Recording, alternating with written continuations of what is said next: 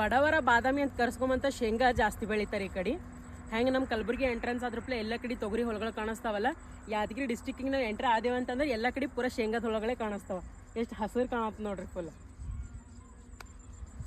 ಹೊಲ ಎಲ್ಲ ಫುಲ್ ತುಂಬ್ಕೊಳಕ್ ಕಾಣಿಸ್ತದ.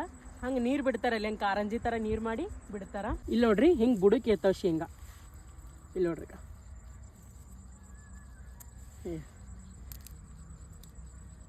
ಇನ್ನ ಆಗ್ಲತ್ತಾವ ಇವು, ಇನ್ನ ಆಗದ್ರಾಗ ಎಳಿಕವ. ಹಿಂಗೆ ಏನು ಮಾಡ್ತಾರಂದ್ರೆ ಹಿಂಗೆ ಕಡಿತಾರೆ ಇವು. ಹಸಿ ಮಾಡಿದ್ಮ್ಯಾಗ ಆಟೋಮೆಟಿಕ್ಲಿ ಬರ್ತಾವ. ಈಗ ಇಲ್ಲಿ ನೋಡ್ರಿ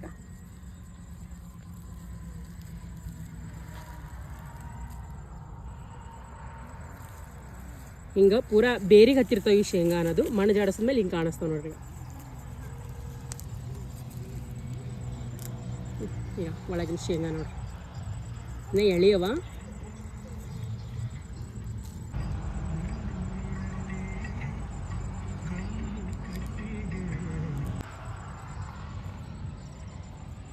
ಇವು ಶೇಂಗಾ ಏನೋ ಸಣ್ಣ ಶೇಂಗಾವ, ದೊಡ್ಡವಲ್ಲ.